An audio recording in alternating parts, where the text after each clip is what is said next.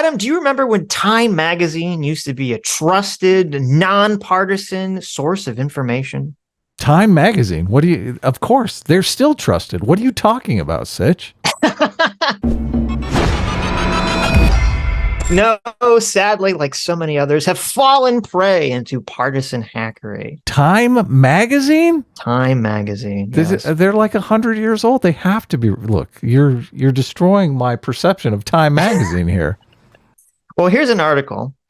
Christopher Rufo's alarming and deceptive crusade against public universities. Oh, well, that sounds neutral. Are we gonna, what's this story about, Sitch? Well, let's see. Public universities, Christopher Rufo wrote on August 11th on X, formerly of Twitter, are not a free marketplace of ideas. This provocative statement doesn't fully convey Rufo's views on the subject. He noted elsewhere that universities should be an environment of open, substantive debate. But as trustee at New College of Florida, Rufo has demonstrated the limits of his tolerance for ideas that differ from his own.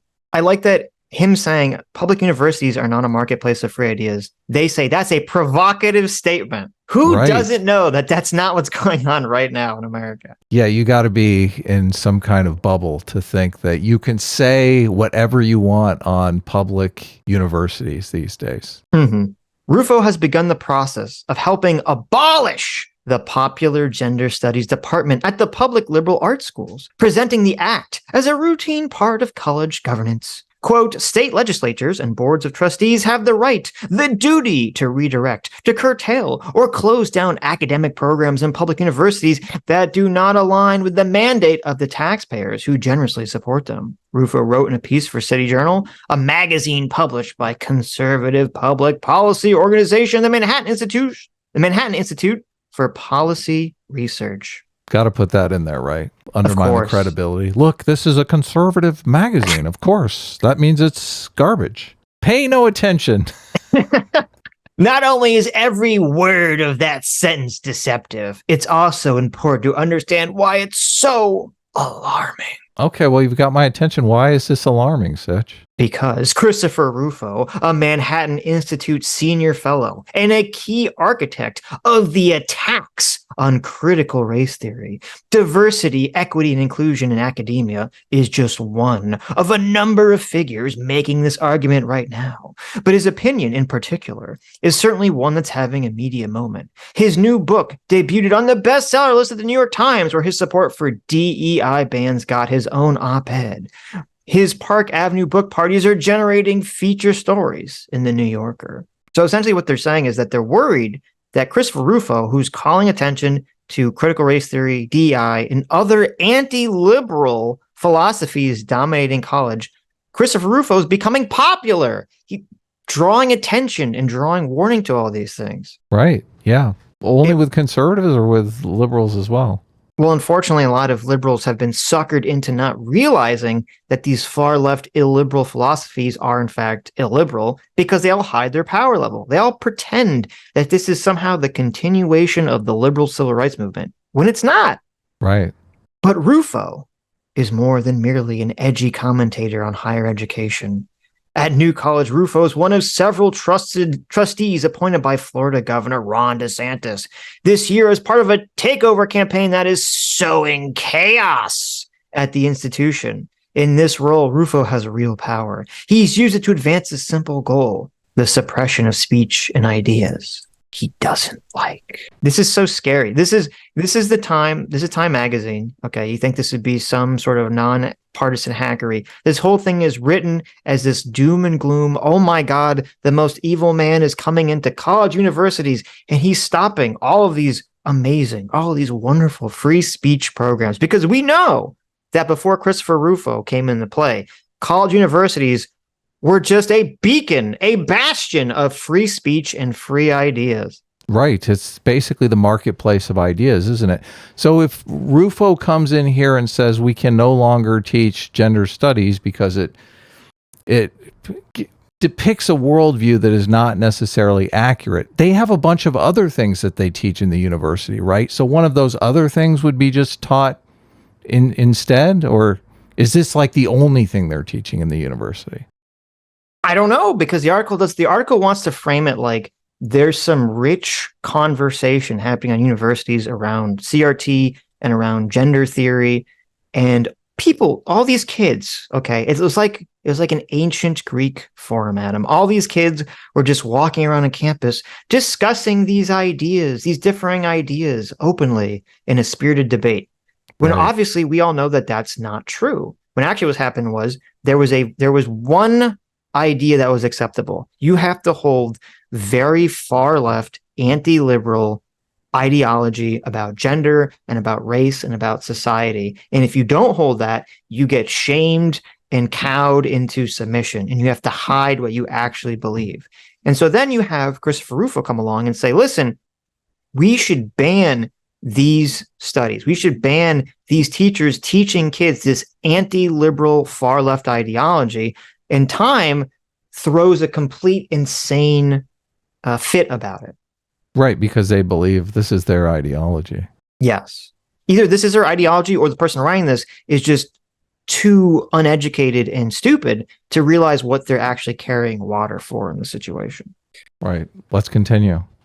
Rufo's efforts recall similar actions in Hungary, where Viktor Orban's authoritarian government not only banned all university gender studies programs, but drove one university out of the country altogether. Rufo, who recently spent over a month in Hungary witnessing the effects of Orban's education policy, wrote that none of this is authoritarian, because all of this is done with the vote of the legislature and the consent of the governed. I do like how dishonest this article is written. It doesn't talk about, so this article doesn't talk about what it's being taught in these studies that Rufo wants to get rid of. Did you notice that? It doesn't say this is what's being taught. It just says like gender studies or CRT. And it lets the reader just interpret that however they want. And instead they waste time in the article saying, you know, Christopher Rufo is doing this thing. You know who else is doing this thing? This other person that you shouldn't like in Hungary. Right. He's a bad man. So Christopher Rufo is also a bad man. Yeah, they're not really explaining what the debate is over. When they had this debate recently over intelligent design and evolution being taught in public schools, they explained the various ideologies and how they were in conflict with this little thing I like to call truth. So I just, not mentioning the ideologies here or why they're being banned, I think is obviously a little suspect. Yeah, they're just like, if Viktor Orban was like, listen, we're not going to teach race realism in school. Right. And no, so we said, well, we're not going to teach race realism. I'm in favor of that. Yeah, like, so then if Christopher Rufo is like, listen, since it's not true, you probably shouldn't teach it in school. Exactly. And if Christopher Rufo is like, listen, we're going to like ban race realism in school, they're like, oh my God, he's doing what Viktor Orban did. He's so evil. Well, and they're pitching it as though they're having some rich dialogue over whether traditional gender norms are better for society or, bucking traditional gender norms are better for society, right? Right. They just, by declaration, they're like, gender norms are evil. So they're not really having any kind of dialogue. So exactly, pitching it that way is a little dishonest. Come on, Time Magazine. Yeah, exactly. Well, first of all, we're just inferring this is what's going on. Nothing in the article is taught. I mean, they just name it as gender studies. They're not really saying what the substance of. Well, I mean, we know because obviously we cover this stuff. So if you got into a gender studies class, I think, and you raised your hand and said something like, "What's wrong with traditional gender norms?" I think, you probably get beat up or something. So the idea that they're having rich conversations about this is very funny. Mm-hmm. This type of rhetoric is how authoritarianism flourishes. Oh my God. Those who censor ideas often claim they are just enacting the will of the people. But Rufo's actions at New College belie his rhetoric. He's justified his gender studies ban by claiming other universities have terminated departments for similar reasons, that he's being a normal, responsible trustee. But he's also boasted that the ban sets a new historical precedent in helping to ban a field of inquiry because he disagrees with it. He makes clear he wants to run not a college, but a propaganda mill. Yeah, see, this is total garbage. I mean, he didn't say he wants to run a propaganda mill. That's what the author just created, but sure. Well, the question is whether or not this stuff is true. I mean, that's of the most important component here. And obviously the article is not taking a stance on whether or not it's true. If they're teaching something that is an ideology, some prescription about how people should behave or view the world as, and pretending that they're teaching it descriptively, I think that's the problem that Christopher Rufo has. Obviously, the article is not going to say that, though. Right. Well, the problem here, and one of the big problems with how this is written, is that this is all kind of BS because it relies on what is being taught. Because obviously, if this was a class or this was a college that was teaching creationism, and some state legislature came in and they changed the board of the college and they said, okay, we're going to have a new board and they're going to get rid of creationism and you actually have to teach evolution, right? This author would be like, oh my God, this is so good, based, science winning the day here. And yet, because it's this thing now aligns with their political philosophy, or they believe it does, because left good, right bad, that's the simple framework that this person probably exists under. They don't even see that. They don't understand that. They're just saying, well, wait a minute, why don't we teach the controversy? Right. They are, it's very ironic, they are taking the teach the controversy route in this article.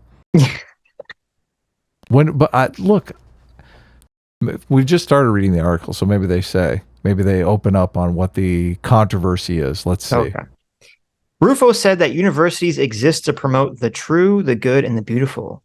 But he ignores that some people think gender studies and DEI are true, good, and beautiful. In a free society, we let people make their own choices about what they value. And our universities, steeped in traditions of academic freedom and scholarly rigor, embrace and debate a multiplicity of viewpoints and disciplines.